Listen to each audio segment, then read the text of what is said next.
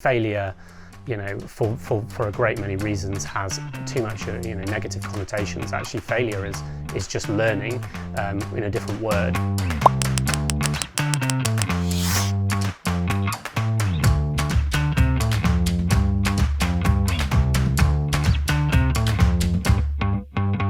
Welcome to the latest instalment of the Positive Disruptor, where I'll talk to founders and business leaders who are transforming their sector for the better.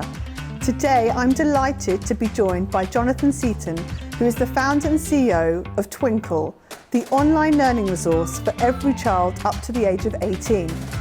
He was also the saviour for every parent during lockdown, a service for which he's been awarded an MBE. Well, thank you so much, Jonathan, for joining me today. A huge thank you because it's your birthday, so for giving us your time. So happy birthday. Pleasure, Claire. Thanks for having me. Good to be here. Well, my pleasure. As I mentioned, I definitely refer to you as the saviour to all parents. But for those few people that may have not discovered Twinkl, it'd be great if you could talk us through what you do.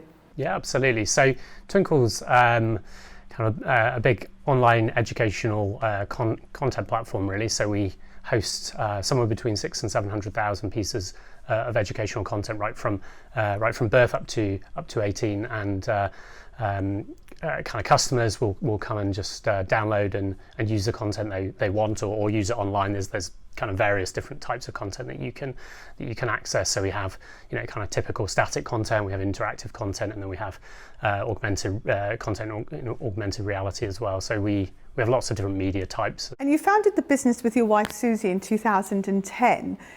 What was the motivation at the time? Because I would say you were way ahead of your time thinking about setting up a platform like this.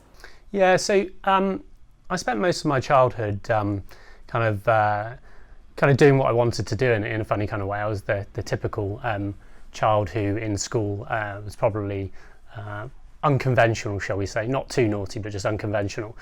So never kind of really fitted in that sense. So I think I'd always kind of struggled with knowing exactly what I wanted to do. So I kind of went through university and became a lawyer, and then kind of was always looking for other opportunities. So kind of Susie came home to me one night and said, I'd like to go and access this content. I can't access it. And I kind of looked at it and thought, actually, there's an opportunity to really help some people out if we provide these materials. So kind of started there, and we started and we just went for it. Love to build on Susie's part in this, because obviously, I've spoken to a lot of positive disruptors, but you are the first one who have built a business with their other half. How did you sort of divide up the roles? How did you make that work? Yeah, so I'm not an educator, but obviously there are hundreds and hundreds of educators now at Twinkl, and Susie was the first educator at Twinkl. So Susie was absolutely fundamental in everything that Twinkl started out being, and she still is fundamental to everything it is now. And we kind of share a very similar ethos, and it was originally our kind of mission to help those who teach, and we continue to be very passionate about that today. So and Susie is an incredibly relaxed and encouraging person, and given my intensity, that tends to be a very good combination. I need a Susie in my life. And I would imagine, unlike the other founders we've spoken to that are doing it on their own, having your partner, your wife doing it with you must have made that little bit, those moments easier that you were in it together. Oh, it made it, I would say, significantly easier. I think the role of a supportive partner, whether that be business or more generally, I think is hugely underrated and hugely underspoken about. And I think unquestionably, the only reason we're talking about about Twinkl today is because Susie was there on the journey, and we were both doing what we needed to do. So yeah, it's hugely important. If we go kind of prior to Twinkl, you were a solicitor. I would say that I would class that as a very kind of safe and sensible job. How hard was it to make, and we talk a lot about, you've spoken a lot about, the sort of mission, the purpose, but it's still hard to give up when you've got, the reliable job that you've been training for many years. When was that moment that you made the cutoff to say, this is it, we're doing Twinkl now and I'm giving up my safe job over here? Yeah, I think a couple of years into what we were doing, I think we kind of made a decision that either we were going to get on and spend all our time building the organisation, or we weren't. And I think for me, I'm a super optimistic person. I don't see many downsides in virtually anything at all. That doesn't mean I'm unrealistic, because I understand risk. As you say, I was a solicitor, but I could always see the upside. And to be honest, I would say I never really fit into the legal profession. I think my way of working was always probably way too edgy, and yeah, so to me it was an obvious transition. I think it was more difficult for Susie because obviously she was a teacher, which is a incredibly fulfilling and incredibly important vocation, and so for her it was a more difficult decision to come and be with Twinkl full time. But I think she took that decision when she realised that actually she could help and support teachers and ultimately help teach children, but just in a slightly different way. The one thing that has really struck me across all the interviews that I've done is, every positive disruptor has been very purpose-led. It ladders up to something bigger than just setting up a business. And when we kind of read on your website, you talk about, we knew we were doing something that really mattered and that Twinkl could make a real difference. So, the fact that you have absolutely made a real difference to educators, to parents, to anyone that is trying to educate children up to the age of 18.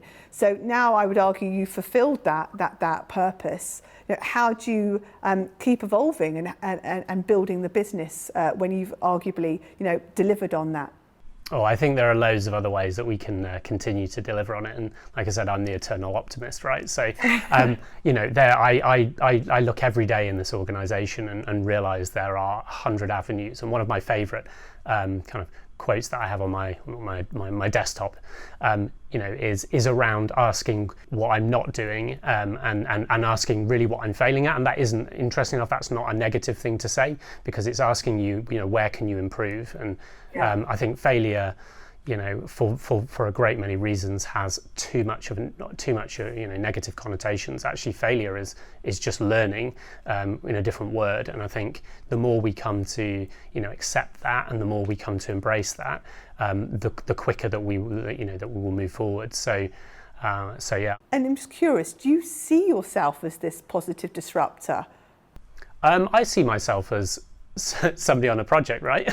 That's it. I literally say I see this whole organisation as me and my dad in a garage, making a thing. That's literally what I see it as, except it's not really me and my dad anymore. But I see it as one big project, and I derive that satisfaction through seeing the project advance every single day of the week. And it's absolutely brilliant that we see all of the other positive results that we see in out there in the marketplace and in society. But I just love the kind of the thrill of just keeping going on with a project. So in terms of how do you then extend that? Well, you extend it in whatever way that you can in order to continue to achieve the overall mission. But with that real end purpose being to continue to deliver things which are really helpful to the customer to help teach children. And you talked about being an internal optimist. Clearly, that's an important trait for building a business. A lot of the other leaders and founders I've spoken to talk a lot about courage, resilience. What are the other traits that you think are really important to be successful as an entrepreneur, and arguably a positive disruptor entrepreneur? Because I think that's even tougher. Yeah, I think fundamentally you need to be incredibly patient.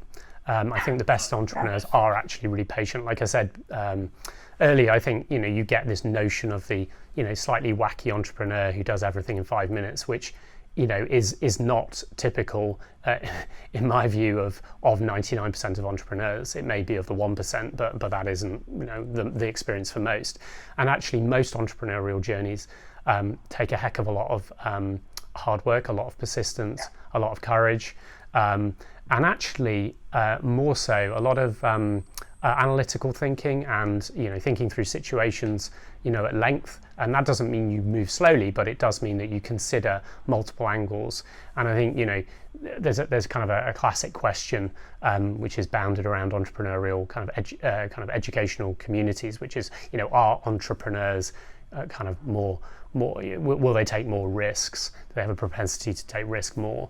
And I think the answer is that they don't. They just fundamentally have an ability to be able to look at situations and assess risk appropriately. And I think actually the people who will take, the entrepreneurs who take more risk, I think fundamentally are usually the ones who aren't successful, whereas the ones who are tend to be able to have a good assessment of risk across a number of different levels. So it's kind of almost a slightly boring and counterintuitive view of entrepreneurship, but actually I think it's a really important one. I think patience is a really important point. That you're right, you hear the fairy tale stories of businesses just taking off, but you forget there's probably been a few years prior to that of struggle, of having to really, to your word, be patient to see the upside. I can't have any of these conversations without talking about COVID, and clearly your business was hugely impacted by COVID. The one thing that really struck me, though, was the fact that where a lot of probably traditional businesses during COVID, where their service became so critical to so many, would have gone on the reverse of charging people for their service. You did the opposite. You offered Twinkl for free. What was the thinking behind that? In situations like that, leadership became even more important, and it's very easy to talk about leadership when times are good and everybody's effectively having a good time, whereas actually leadership really comes to the fore when things aren't so good and you're being asked to make really difficult decisions. And Twinkl fundamentally we've always viewed as having kind of three key pillars, so human, economic and social, and we believe that any good business should be a combination of those three. And so when COVID hit and very clearly we saw parents all around the world, and obviously in the UK as well, getting what I would describe as brick-walled in the sense that their children were coming home. I said to the team, this is our opportunity to actually do what we say we're going to do and provide real strong leadership and social value in a situation which is very chaotic, very stressful and very difficult for a lot of people. And were we to go and say, actually, we're going to keep charging, we're going to monetize this situation, I think that would be an absolute, just a crisis in leadership, really. And so, I said to our team, the thing that we're going to do here is we're going to show our leadership, and we're going to offer what we do for free, because so many people are going to need this in this moment when things are so difficult. And so, I'm super proud of that decision. We firstly cleared out 2 offices from where we're based. One day, and then the site was free effectively the next day, and it was obviously a crazy situation, but I couldn't be prouder of what the team did for millions and millions of people all around the world. But like I say, I feel like that is kind of one of the key parts of business being in society. I can't thank you enough. One of my few highlights of homeschooling, we decided to do school assembly, and we used the Twinkl presentations on different themes. One was actually about the coronavirus, and I just remember the excitement of my girls running down to see what were we going to do the presentation on Twinkl. So it's those moments you remember, and Twinkl being part of that is pretty phenomenal for most households around the world. Moving on to kind of the impact of COVID, on the education system more broadly, what do you think will be the broader impact on what has been our education system for decades? My view with all of these sorts of seismic changes is that stuff that was going to be accelerated and was going to be the future has just been moved forward, which is you hear that from many commentators, and I think that is unquestionably true. So I think what changes will this make to the education system? Well, I think in particular there will be some more significant changes as children are older. So certainly in secondary schools, I think the proliferation of being able to learn kind of multi-mode in different ways, I think will definitely increase. I think that will increase to a degree as well for younger children, to a lesser degree for younger children.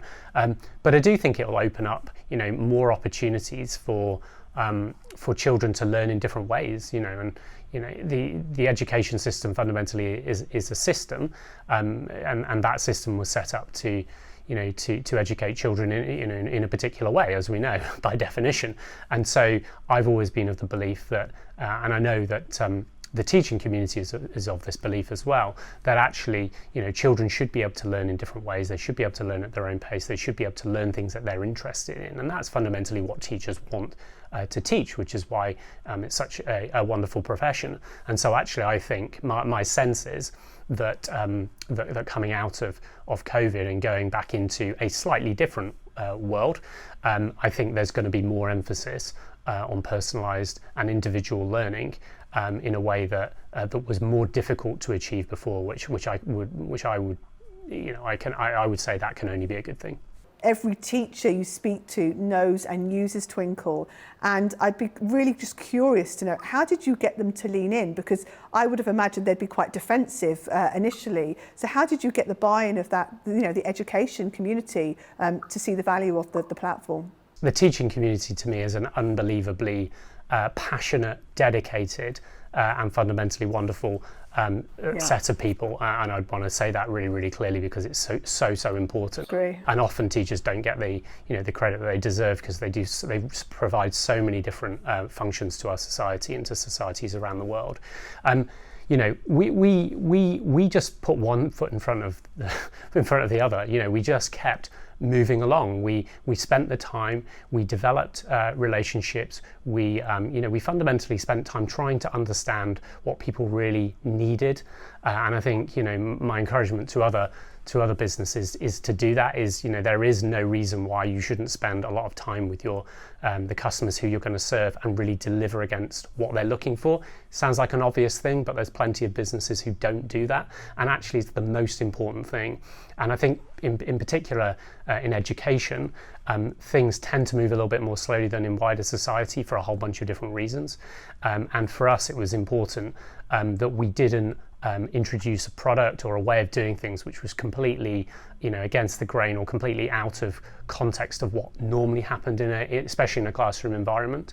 And so the nature of the product we provide, in some respects, is not, at a basic level, is not the world's most technical product, and once you get up to the augmented reality, it tends to be a lot more complicated. But at a basic level, it's not massively complicated.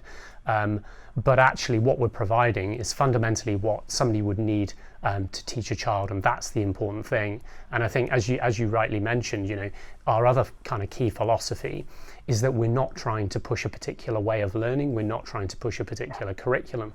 We're trying to push.